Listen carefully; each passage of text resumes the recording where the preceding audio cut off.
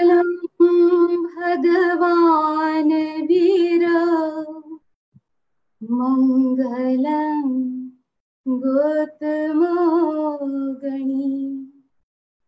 मंगलम स्थूले भद्राद्या जैन धर्मोस्तु मंगलम जैन धर्मोस्तु मंगलम।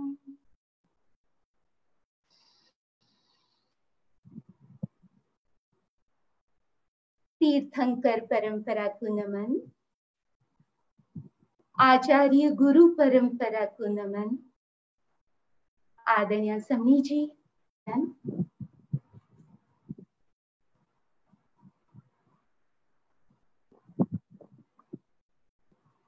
दुर्लभ मानव जन्म छे, दुर्लभ धर्मनो साधन, दुर्लभ देव गुरु दुर्लभ वीर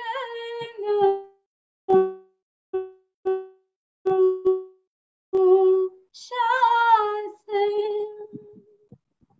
मानव नो जन्म मळ्यो, महावीर नो धर्म मळ्यो, मानव नो जन्म मळ्यो, महावीर नो धर्म मळ्यो। आवो संयोग नहीं आवे फरीवार, नहीं आवे फरीवार। संतोनु संग मळ्यो, भक्तिनो रंग मळ्यो, संतोनु संग मळ्यो, भक्तिनो रंग मळ्यो। आवो संयोग नहीं आवे फरीवार, नहीं आवे फरीवार। मानव नो जन्म छे मुक्ति नो वारणो, महावीर नो धर्म छे मुक्ति नो वारणो। प्रेम नो प्रकाश मळ्यो, गुरुनो उजास मळ्यो, प्रेम नो प्रकाश मळ्यो, गुरुनो उजास मळ्यो। आवो संयोग नहीं आवे फरीवार, नहीं आवे फरीवार। मानव नो जन्म मळ्यो, महावीर नो धर्म मळ्यो। आवो संयोग नहीं आवे फरीवार, नहीं आवे फरीवार। मानव ना जन्म ने देवता जंकता, स्वर्ग ना विलासो एने घणी वार डंकता। सुंदरिया देह मळ्यो, जीवन नो ध्येय मळ्यो, सुंदरिया देह मळ्यो, जीवन नो ध्येय मळ्यो। आवो संयोग नहीं आवे फरीवार, नहीं आवे फरीवार। जन्म दे उजाळवो ए मानवीना हाथमां, धर्म नो प्रकाश छे मानवीना साथमां। गुरुनो अवतार मळ्यो, जीवन आधार मळ्यो, गुरुनो अवतार मळ्यो, जीवन आधार मळ्यो। आवो संयोग नहीं आवे फरीवार, नहीं आवे फरीवार। मानव नो जन्म मळ्यो, महावीर नो धर्म मळ्यो, संतोनु संग मळ्यो भक्तिनो रंग मळ्यो आवो संयोग नहीं आवे परिवार नहीं आवे परिवार।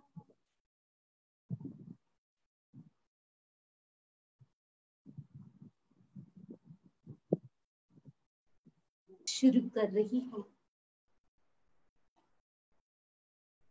आपके सामने एक प्रश्न है। आप अपने जीवन में किसकी खोज कर रहे हैं? किसकी तलाश शुरू है? क्या टारगेट है आपके जीवन का? क्या उद्देश्य है आपके जीवन का? आपके सामने दो ऑप्शन है, एक सुख का है, एक आनंद का है। आज अपने आप से ही प्रश्न करना है। आप अपने आप से पूछिए, मैंने अपने जीवन में क्या पाया है? सुख पाया है या आनंद पाया है?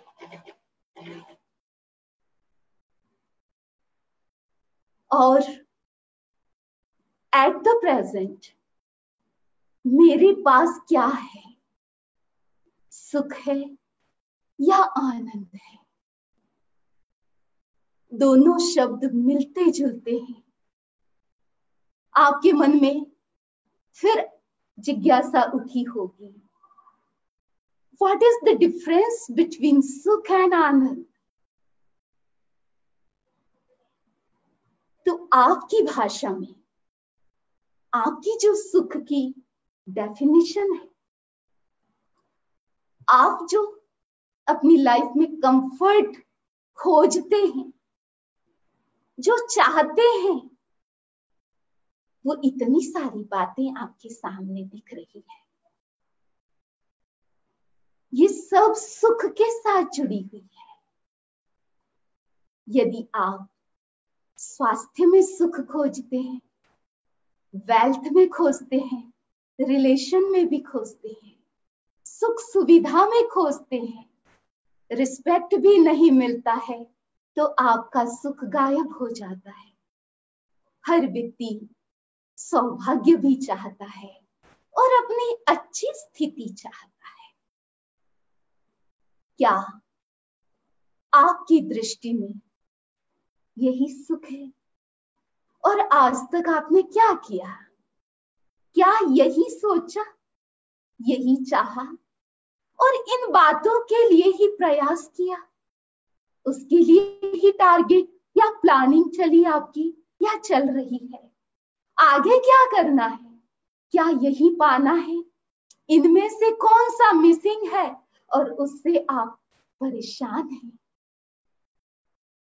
यदि इसी को ही पाना है तो ये सुख रिलेटिव है, ये खुद किसी पर डिपेंड है, किसी पर आधारित है।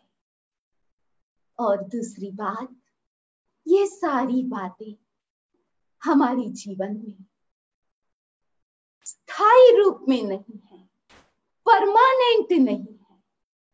और आपने अपने जीवन में अनुभव भी किया होगा कि ये सब कुछ बदलता रहता है। आज किसी के पास स्वास्थ्य है तो कल किसी का खो भी सकता है। आज किसी कोई धनवान है तो वह कल निर्धन भी बन सकता है। तो ये सारी चेंजेबल कंडीशन है। तो ये सुख भी परमानेंट नहीं है। जैसे दिन के साथ रात जुड़ी हुई है, वैसे ही इस सुख के साथ दुख भी जुड़ा हुआ है।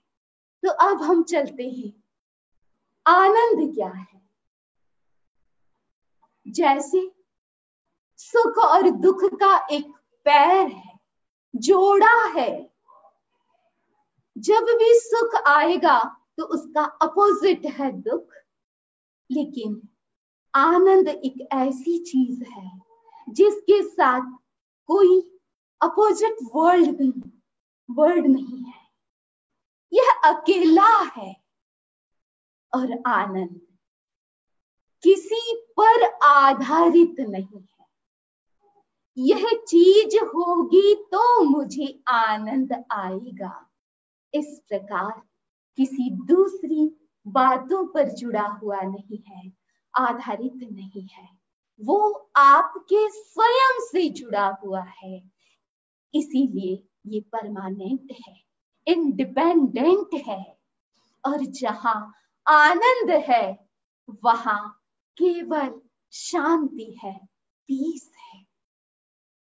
और ये जो अवस्था है वो आपको स्ट्रेंथ देती है, नई ऊर्जा देती है।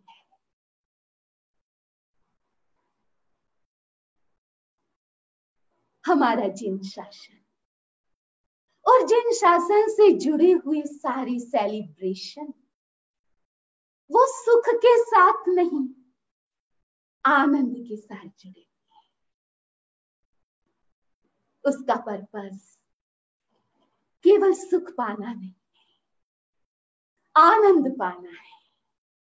तो ऐसा आनंद भरा पथ हमें मिला है। और हमने सोचा जब डेलस जैन समाज की तरफ से रिक्वेस्ट आया तो हमने सोचा कि किस सब्जेक्ट पर बोला जाए। सोच रहे थे तो सब्जेक्ट आपका ही सामने आया। क्यों नहीं हम श्रावक धर्म पर ही कुछ विचार करें, वो ही आपके लिए प्रैक्टिकल होगा। क्योंकि कई जैन श्रावक नहीं जानते हैं कि उन्हें क्या करना है। बहुत कुछ ऐसी बातें हैं जो वो नहीं कर सकते हैं, लेकिन कुछ ऐसी बातें भी है जो आप कर सकते हैं। कहीं भी रह करके उसको आप फॉलो कर सकते हैं। तो हम इस बार पर्युषण के दौरान जो हमारे प्रवचन होने जा रहे हैं वो श्रावकाचार पर है।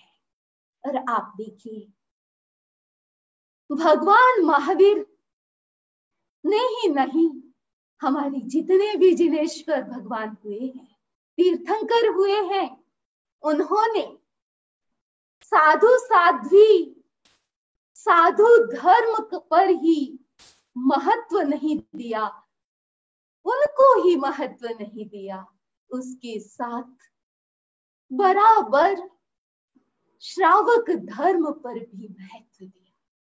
इसीलिए तीर्थ केवल साधु से नहीं बना, ये तीर्थ साधु साध्वी श्रावक श्राविका और चारों से रिलेटेड धर्म उससे निर्मित हुआ है। और ऐसे पवित्र तीर्थ को जिनेश्वर स्वयं नमन करते हैं, उसमें आपका स्थान भी है। बिल्कुल आप बेटर हाफ हैं। आपको भी गौरव होना चाहिए कि आप इस महान तीर्थ के अभिन्न अंग हैं।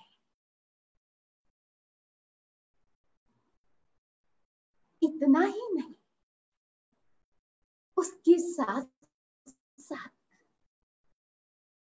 हमारा जैन स्क्रिप्चर जितने आगम हमें उपलब्ध होते, जितना वर्णन उसके बारे में मिलता है, उसमें जहां अणगार धर्म साधु धर्म की व्याख्या की गई, उनके बारे में आगम लिखे गए, तो भगवान महावीर ने श्रावक को भी पीछे नहीं छोड़ा।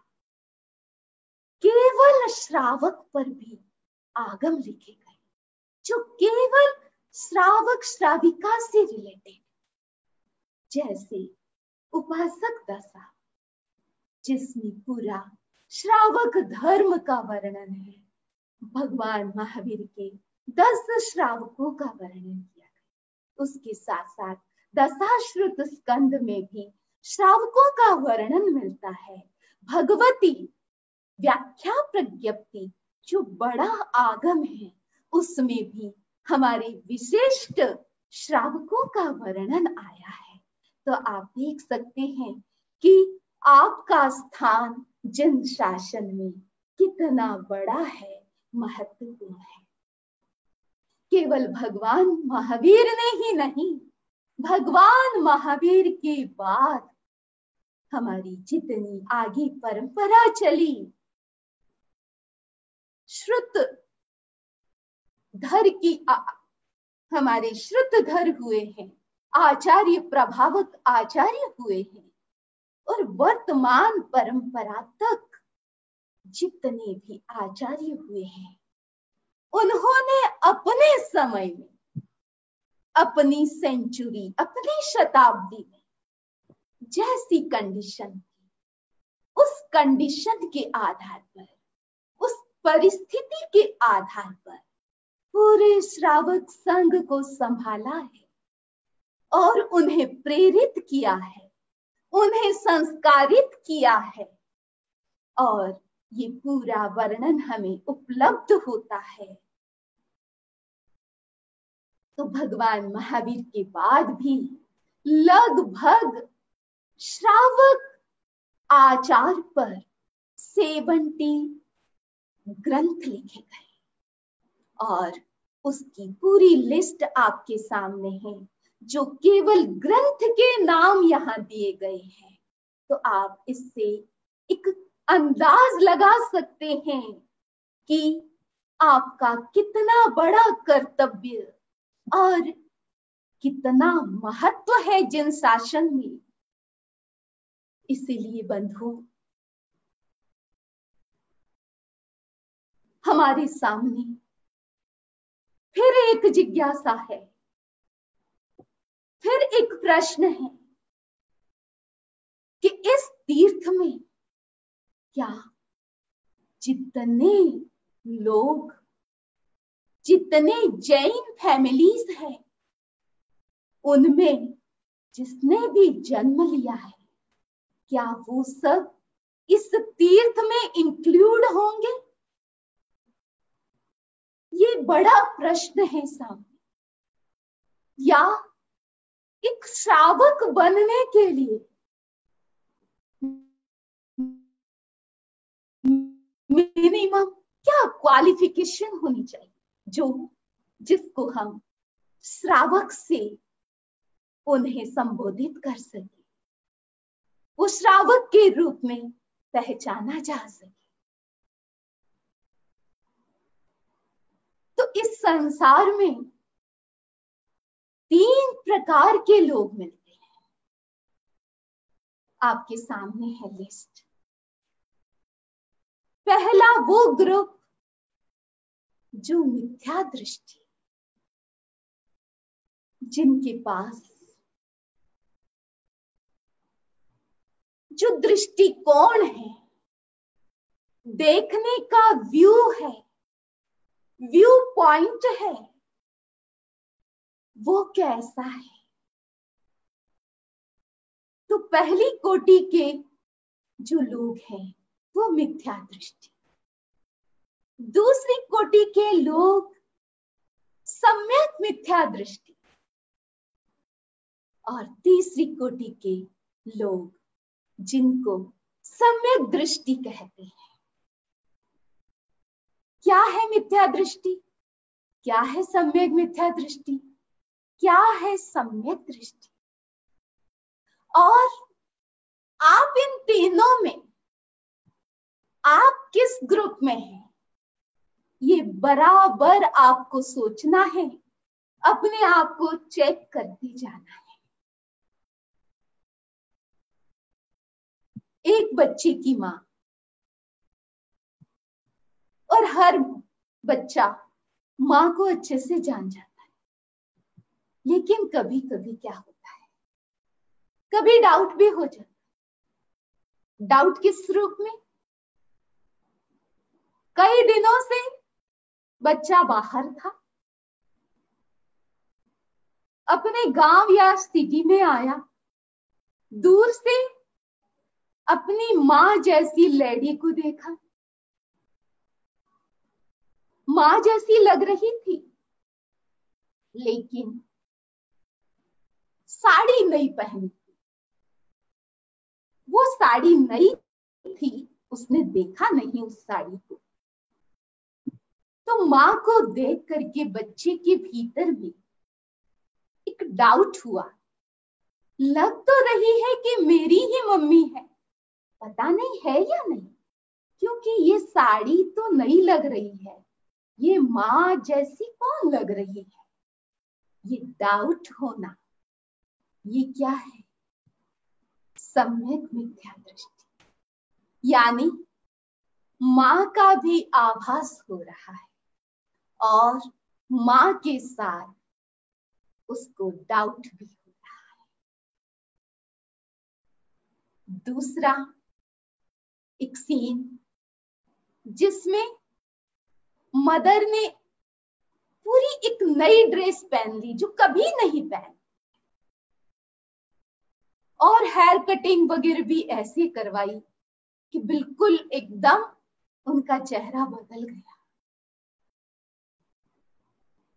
किसी ने कहा वो तुम्हारी माँ जा रही, तो बच्चे ने क्या कहा? नहीं, बिल्कुल नहीं, वो मेरी माँ नहीं है, क्योंकि मेरी मम्मी के ऐसे हेयर नहीं है और इस तरीके के कपड़े नहीं पहनती है मेरी मम्मी, वो मेरी माँ नहीं है। बिल्कुल नकार देना। माँ ही थी, लेकिन उस माँ को उसने नकार दिया। ये है मिथ्या दृष्टि। बिल्कुल विपरीत सोच लेना, मान लेना, जान लेना। तीसरी सम्यक दृष्टि, जो जैसा है उसे उसी रूप में समझ लेना, जान लेना, मान लेना, वो है सम्यक दृष्टि। जैसे माँ का बुरा चेहरा और वो जिस रूप में है उस रूप में देख करके ये मान लेना कि ये मेरी माँ है। फिर कोई कहता है कि नहीं, ये तुम्हारी माँ नहीं है, क्या किसी को डाउट होगा? किसी को नहीं होता है। बिल्कुल जब पहचान हो जाती है कि ये मेरी माँ ही है, फिर कोई डाउट भी नहीं होता और उसको कोई नकारता भी नहीं है। तो ये तीन दृष्टियां हैं। बहुत सारी बातें हैं जो हमारी जैन फिलोसॉफी से जुड़ी हुई है, जो जैन प्रिंसिपल है, उनको लोग तीन दृष्टि से देखते हैं। कुछ लोग उनको मानते ही नहीं, कुछ लोग उसमें डाउट करते हैं, तो कुछ लोग जिस रूप में प्रिंसिपल है उसको उसी रूप में समझने का प्रयत्न करते हैं।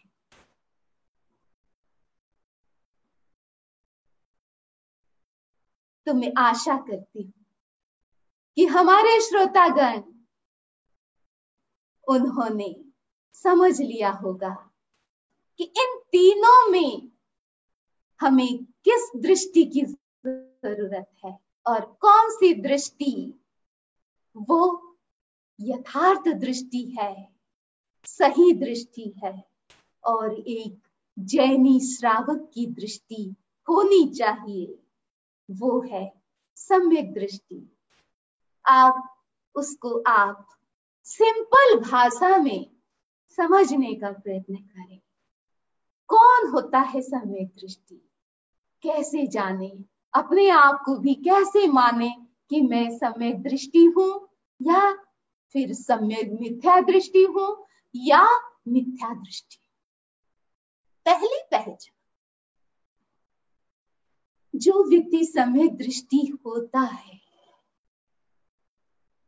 वो अपने इमोशंस को, जिनको हम कषाय कहते हैं, क्रोध मान माया, उसे वह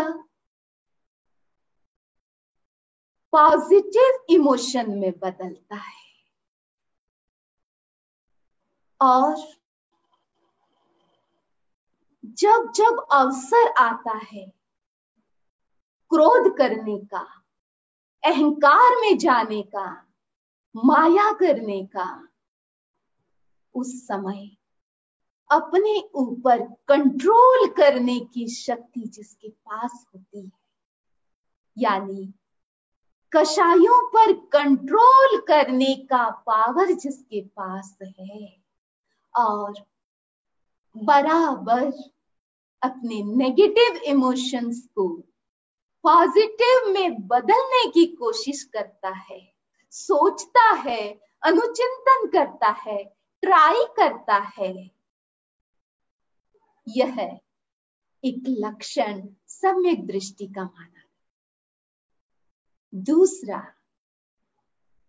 जो व्यक्ति केवल इन दो आंखों पर ही भरोसा नहीं करता,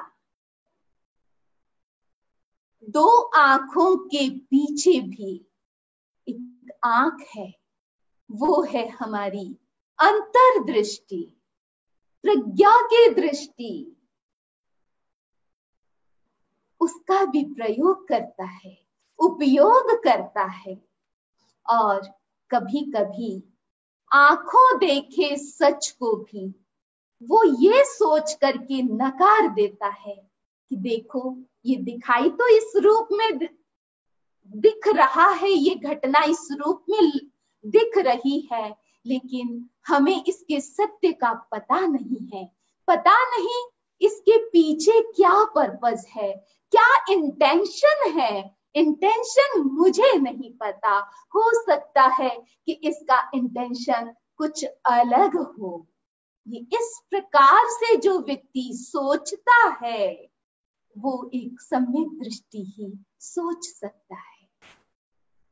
भगवान महावीर ने उत्तराधीन सूत्र में कहा, अपना सच में सिज्जा, तुम स्वयं सत्य की खोज करो, मेरा देखा हुआ सत्य फाइनली तुम्हारे काम नहीं आएगा, तुम्हारा सत्य तुम्हें स्वयं को खोजना पड़ेगा। तो जो व्यक्ति स्वयं सत्य खोजता है, स्वयं सत्य खोजने का मतलब, जो व्यक्ति अपने आप की खोज करता है, अपने आत्मा की खोज करता है, अपने आत्मा को जानता है, वो सम्यक दृष्टि होता है। तो बंधुओं, भगवान महावीर के इस शासन में हर धार्मिक व्यक्ति की आध्यात्मिक यात्रा, स्पिरिचुअल जर्नी सम्यक दृष्टि से शुरू होती है। हमारे सब आचार्यों ने सम्यक दर्शन की व्याख्या की, समझाया है कि आप सबसे पहले सम्यक दृष्टि का विकास करो, उनको प्राप्त करने का प्रयत्न करो। जो व्यक्ति सम्यक दृष्टि होता है, हो सकता है कि वो व्रती नहीं है, कोई भी त्याग उनके जीवन में नहीं है, उनके जीवन में कोई प्रकार का संयम नहीं है, लेकिन उनका दृष्टिकोण सही है, वो सही तत्व को सही मानता है, उस व्यक्ति को अव्रती सम्यक दृष्टि कहते हैं। वो व्यक्ति सही तत्व को चाहता है, उसे पसंद करता है, उसको सपोर्ट करता है, उसे अच्छा मानता है, उसे एप्रिशिएट करता है, उसको बढ़ावा देता है।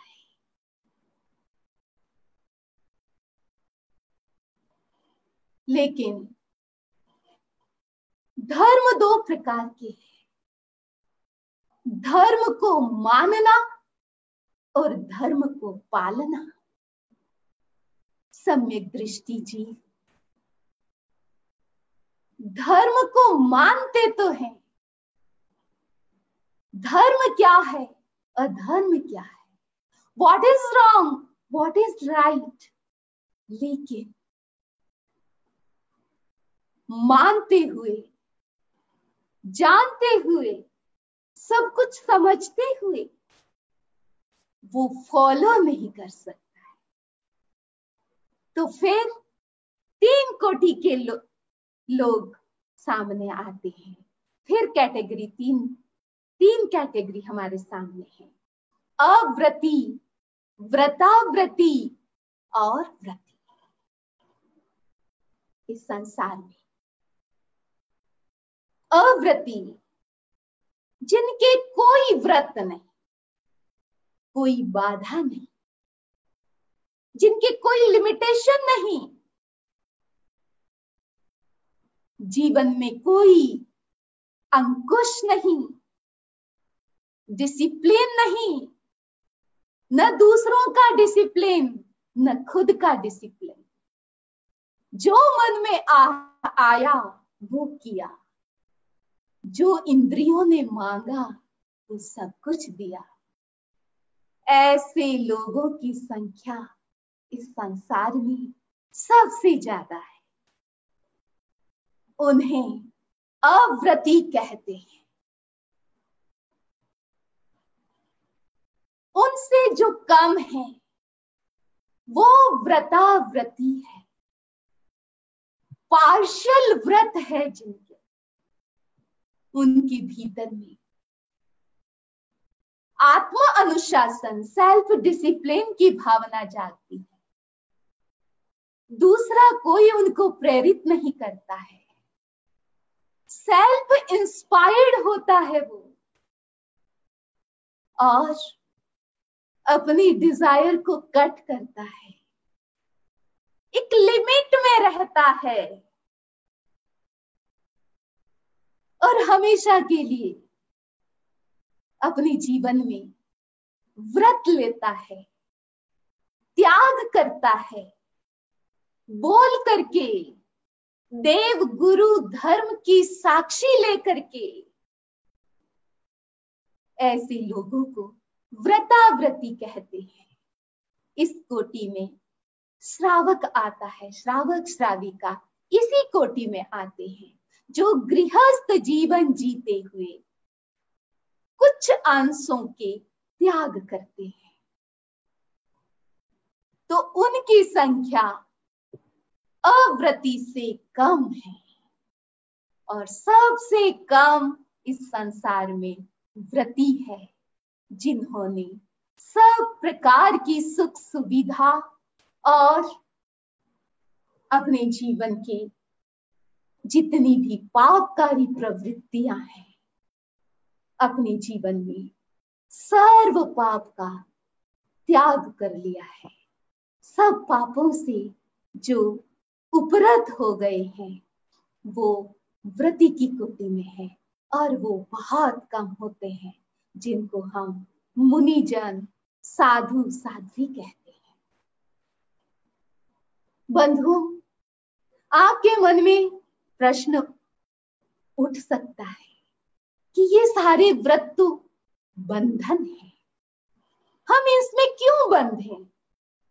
जब बंधन हो जाता है तो फिर बार बार मन वहां जाता है, और कभी कभी कोई व्रत ले लेते हैं, नियम बाधा ले लेते हैं तो टूट भी जाता है।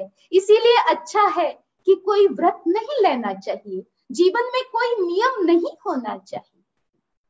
ये दृष्टिकोण बहुत लोगों का हो सकता है, लेकिन इसका समाधान यही है कि ये व्रत आपके लिए बंधन नहीं, बल्कि प्रोटेक्टिव अम्ब्रेला है, जो आपको पापों से बचाती है, अननेसेसरी हिंसा से बचाती है। कल्पना करें कि भयंकर बारिश हो रही है, रुकने का नाम नहीं, बाढ़ का सा माहौल बन गया है, जगह जगह पानी भर गया है, और जिन लोगों के पास कोई सुरक्षा का साधन नहीं, माध्यम नहीं, जो लोग छत के नीचे थे वो छत भी ढह गई। ऐसी स्थिति में उनकी क्या सिचुएशन बनती है? ऐसी ही सिचुएशन इस संसार में उन जीवों की बनती है जो लोग व्रत की सीमा में नहीं है, जिनके जीवन में कोई व्रत नहीं, कोई नियम नहीं, नियम की शक्ति जिनके पास नहीं है, वो लोग इस प्रकार असहाय हो जाते हैं। बंधु, ये व्रत आपके लिए छत है। बारिश हो रही है, ये प्राकृतिक नियम है। इस प्राकृतिक नियम को आप रोक नहीं सकते, उस पर आपका कोई वश नहीं है, लेकिन आप अपनी सुरक्षा कर सकते हैं। बाहर कितनी भी बारिश हो, अगर आप घर में हैं, आपके पास रेन कोट है, छाता है, तो आप अपनी सुरक्षा कर सकते हैं। सब प्रकार की जो नियम है, व्रत है, भगवान महावीर ने श्रावक को श्रावक के 12 व्रत बताए। श्रावक धर्म किस रूप में आप पालन करें, उसका 12 प्रकार उसके बताए गए, वो सब आपकी सुरक्षा के लिए बताए गए हैं। जो व्यक्ति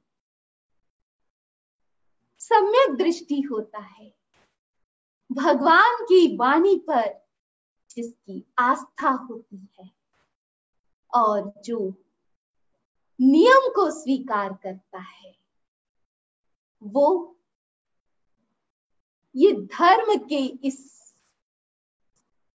पंथ को पसंद भी करता है। वो सम्यक दृष्टि बन करके उसको पसंद करता है, उस पर श्रद्धा करता है और उसको फॉलो भी करता है।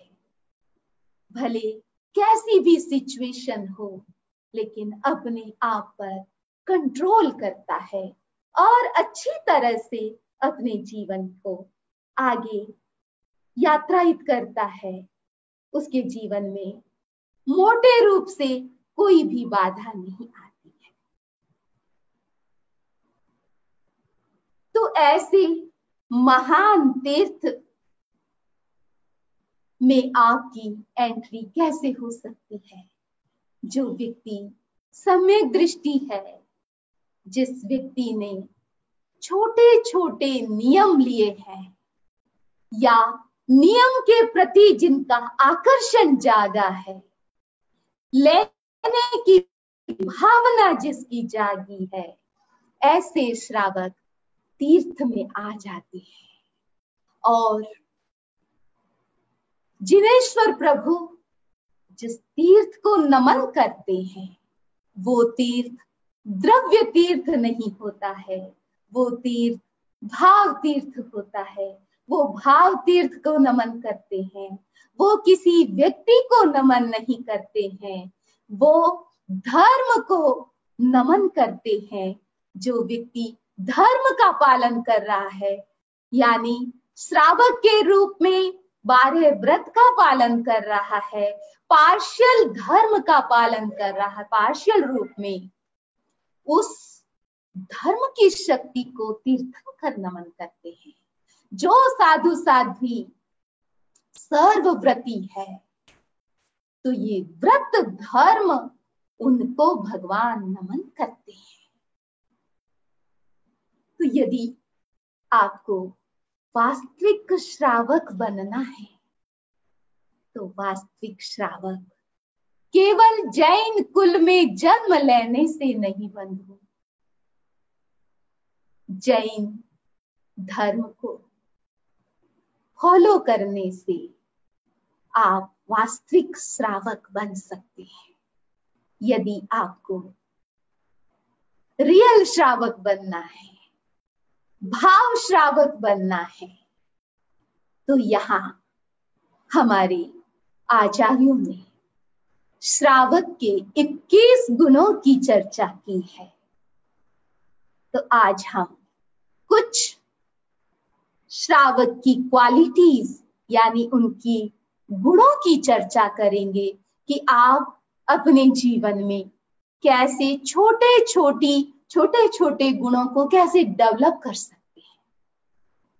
जिस व्यक्ति के पास धन होता है, यानी जो धनवान होता है, वो ही किसी कीमती वस्तु को खरीद सकता है। चिंतामणि रत्न जैसे कीमती रत्न को वही व्यक्ति खरीद सकता है जो धनवान है। तो ये जिन शासन रूपी रत्न, उसको भी हर कोई खरीद नहीं सकता। जिस व्यक्ति के पास गुणों की संपदा है, जिन शासन को अपना सकता है, जिस शासन को उपलब्ध,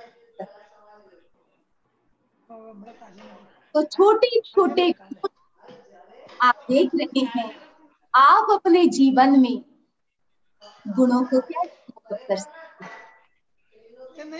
क्या गुण है श्रावक का? गंभीरता, सीरियसनेस। सीरियसनेस का मतलब ये नहीं है कि उदास होकर के बैठ जाना, किसी से बात नहीं करना, किसी से मिलना नहीं, किसी में मिक्सअप नहीं होना, या व्यवहारिकता नहीं निभाना, ये नहीं है। गंभीरता का मतलब है तुच्छता का त्याग, यानी अपनी पर्सनैलिटी में हमेशा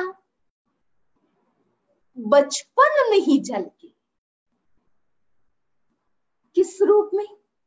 यानी बच्चे जैसी हरकतें करते हैं, वो बच्चे को शोभा देती है, बड़ों को नहीं। बच्चा कुछ भी कर लेता है क्योंकि उनके पास ज्ञान की कमी है, बुद्धि की भी कमी है, इसीलिए बच्चे को माफ भी कर देते हैं। तो बच्चे जैसी हरकतें जो व्यक्ति नहीं करता है, ये गांभीर्य गुण जिस व्यक्ति के भीतर आता है, वो व्यक्ति बुद्धिमान बन जाता है। उनकी बुद्धि भी विकसित होती है, उनकी सोच में भी परिवर्तन आता है। हर व्यक्ति उन्हें सुनना चाहता है, उन पर विश्वास भी बढ़ता है।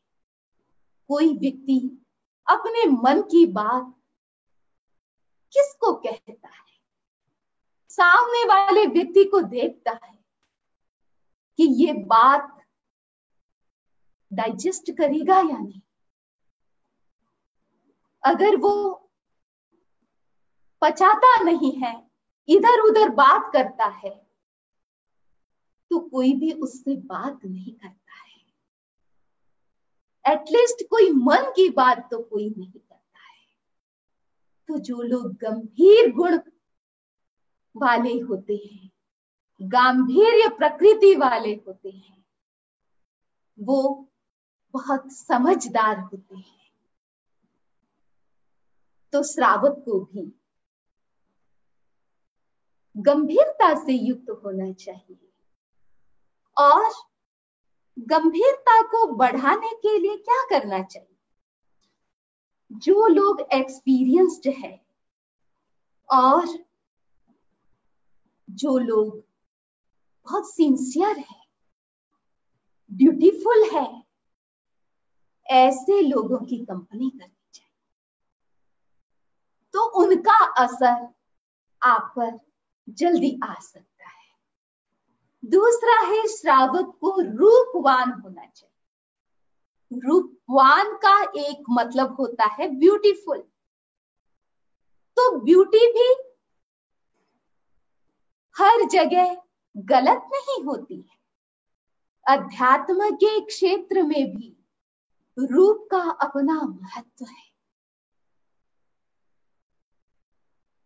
एक अर्थ है रूपवान का मतलब ब्यूटीफुल होना। दूसरा अर्थ है रूपवान का मतलब अपनी पांचों इंद्रियों को स्वस्थ रखना। यानी पांचों इंद्रियां जिसकी स्वस्थ है और उसके साथ साथ मन भी स्वस्थ है और शक्ति संपन्न व्यक्ति है। जो व्यक्ति शक्ति संपन्न होता है और सब इंद्रियों से स्वस्थ होता है, वही व्यक्ति धर्म की क्रिया अच्छे से करता है और धर्म की प्रभावना भी अच्छे से करता है। दूसरा जो अर्थ था रूपवान, यानी जिनको सुंदरता मिली है, उस सुंदरता का भी व्यक्ति को मिसयूज नहीं करना चाहिए। यानी रूप दिखाने के लिए नहीं होता है। रूपवान होकर के भी आप स्पिरिचुअल हो सकते हैं, धार्मिक बन सकते हैं। अगर आप रूपवान भी हैं, उसके साथ साथ आप स्पिरिचुअल भी हैं, तो दूसरे लोग आपसे अट्रैक्ट होंगे। अरे ये इतने सुंदर भी है, लेकिन ये सुंदरता हर जगह दिखाती नहीं है और उस सुंदरता के पीछे अपना समय नहीं लगाती है, और ये बराबर धर्म की क्रिया करती है, हर धर्म स्थान पर उपस्थित होती है। तो उनको देख करके दूसरे लोग भी प्रभावित होते हैं, वो भी धार्मिक बनते हैं। तो ये गुण रूपवान, इसका मतलब है व्यक्ति को इंद्रिय समर्थ होना चाहिए और शक्ति संपन्न होना चाहिए। समय हमारा पूरा हो रहा है, तो 21 गुण और उनमें हमने 2 गुणों की आज चर्चा की है। आगे हम आने वाले दिनों में, आने वाले स्वाध्याय और प्रवचन में आप सुन पाएंगे कि ये छोटी छोटी क्वालिटी है और कितनी महत्वपूर्ण है, और आसानी से आप अगर चाहें तो इन गुणों को डेवलप कर सकते हैं